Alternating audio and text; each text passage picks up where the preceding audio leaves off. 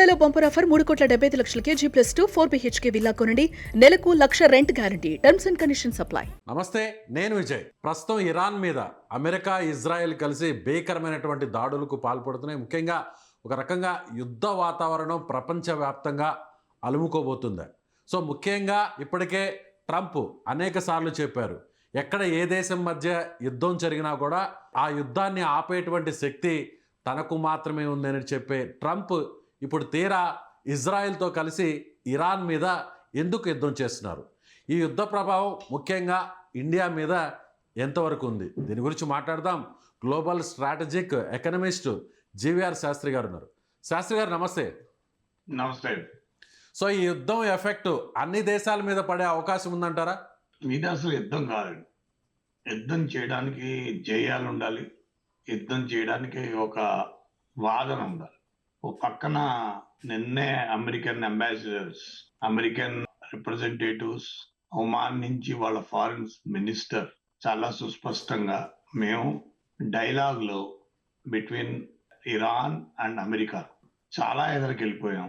ఆ ఎదరికెళ్ళిపోయిన దాంట్లో ఆయన కొన్ని వివరాలు కూడా వెల్లడించాడు.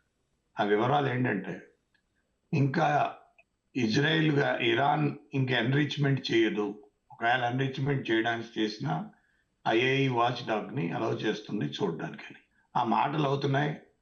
ఒమాన్ దీంట్లో చాలా సీరియస్గా ఇన్వాల్వ్ అయింది. ఒమాన్ ఫారిన్ మినిస్టర్ ఎప్పుడు ప్రెస్ కాన్ఫరెన్స్లు చేయడు, ఆయన చాలా సీరియస్ వ్యక్తి. ఆయనే వచ్చి చెప్పాడు. అది ఎక్కడ చెప్పాడు? అమెరికాలో జేడీ వెన్నిస్తో కలిసి చెప్పిన విషయం. మరి ఇంతలోనే సో ఎప్పుడైతే ఆ ప్రియంప్టివ్ స్ట్రైక్ అని అమెరికా వీళ్ళు ప్రత్యేకంగా ఇజ్రాయెల్ అనుకోవడం, తర్వాత వాళ్ళు కూడా ఏదో జోడా స్ట్రైక్ అని వాళ్ళు అనుకోవడం, ఇది అవసరమా కాదా అనేది వాళ్ళు డిసైడ్ చేసుకోవాలి. ఎందుకంటే ఈ ప్రపంచం ఎటువంటి యుద్ధానికి ఇంకా సిద్ధంగా లేదు. తెలుసుకోవాల్సింది ఏంటంటే, ఏ దేశం కూడా యుద్ధం చేసే స్థితిలో లేదు. ఆ ఆర్థిక వ్యవస్థను బట్టి ఏ దేశం కూడా యుద్ధం చేయడానికి అర్హత, యోగ్యత కూడా లేవు. చాలా విపరీతమైన ఇబ్బంది. ఈ ఇబ్బంది నుంచి బయటపడడం అంత ఈజీ కాదు.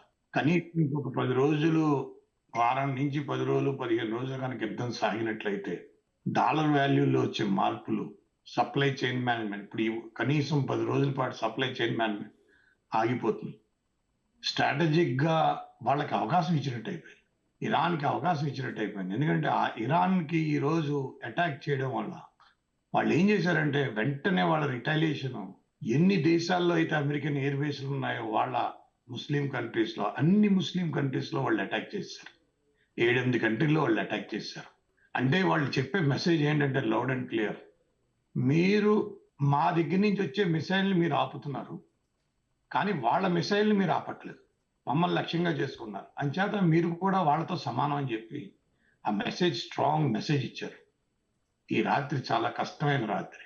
ఎలాంటి రాత్రి అంటే ఏం జరుగుతుందో తెలియదు, ఎలాంటి పరిస్థితి. ఏంటంటే ఆయతుల్లా ఖమేనీ ఇంటి మీద కూడా వాళ్ళు బొంబార్డ్మెంట్ చేశారు. ఇరాన్ ప్రెసిడెంట్ ఇంటి మీద బొంబార్డ్మెంట్ చేశారు. ఒక స్కూల్లో 36 మంది పిల్లలు చనిపోయారు. మరి ఇంకా స్కూల్లో కూడా చేశారని అంటున్నారు. ఇరాన్ కూడా తన మిసైల్స్ని ఉపయోగించేస్తుంది. ఒక పక్కన అక్కడ ఆఫీస్ అనే ప్లేస్లో ఇజ్రాయెల్లో అక్కడ కూడా వాళ్ళ ఒక మిసైల్ పడింది.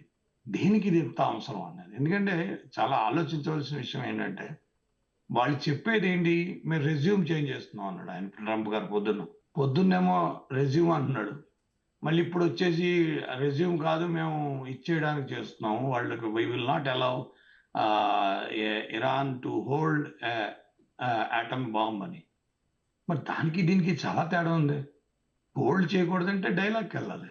అంటే ఇప్పుడు ఇరాన్తో యుద్ధం చేయడం అనేది అంత ఈజీ కాదు. ఎందుకంటే చాలా కంట్రీస్తో కనెక్షన్ అయిపోయింది.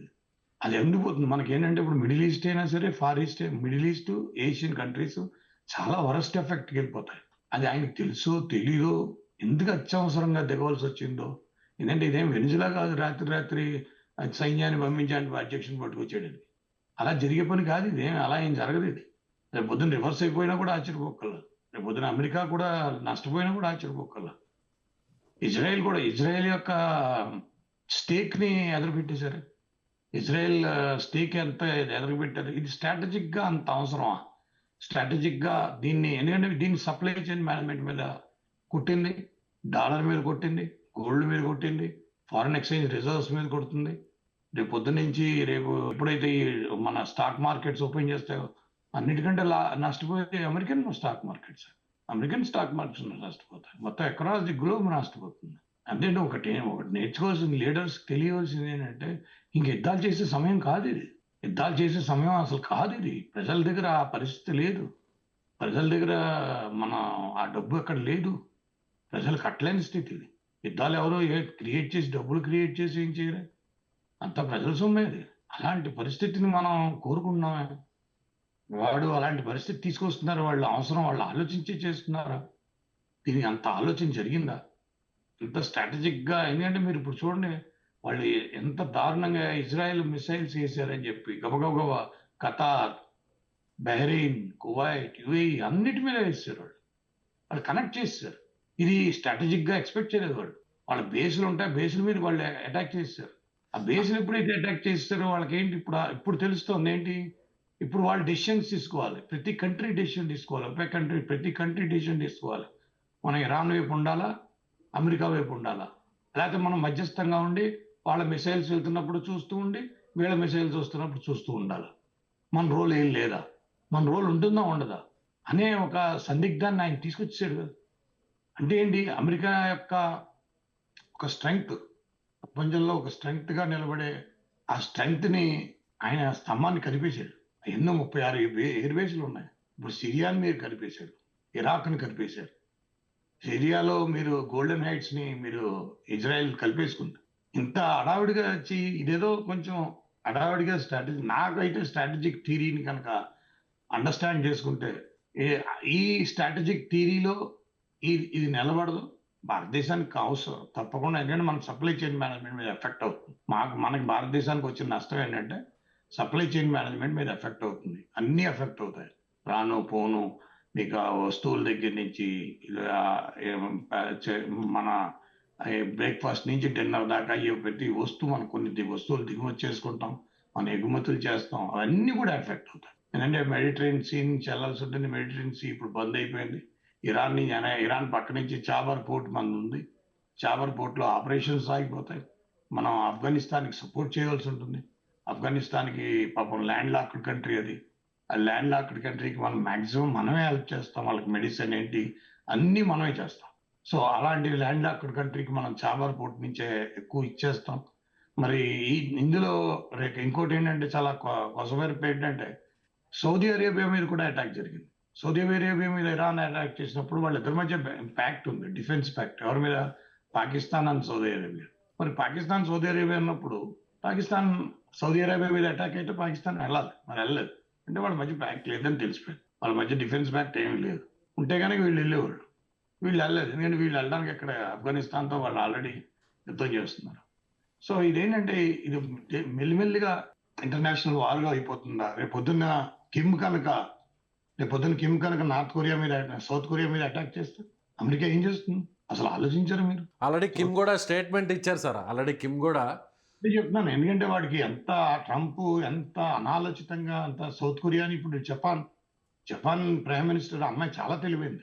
నేను ఒకసారి కలిసినప్పుడు టోక్యోలో she is very very smart and intelligent. ఆవిడకి అర్థమైపోయింది. ఎందుకంటే ఇంక మన అమెరికా రక్షించలేదు. మన అమెరికా రక్షించే పరిస్థితి లేదు. మనంతట మనమే వ్యవస్థని ఏర్పాటు చేసుకోవాలని ఆవిడ ఎమర్జెన్సీ ఎలక్షన్స్‌కి వెళ్ళి వాళ్ళు డ్రోన్స్ అని అన్ని వాళ్ళు విపరీతంగా డెవలప్ చేస్తున్నారు. అంటే రేపు పొద్దున్న ఈ కొరియా, సౌత్ కొరియా, జపాన్ ఒంటరివాళ్ళు అయిపోతారు. మీరు తైవాన్‌ని గాలికి వదిలేసారా?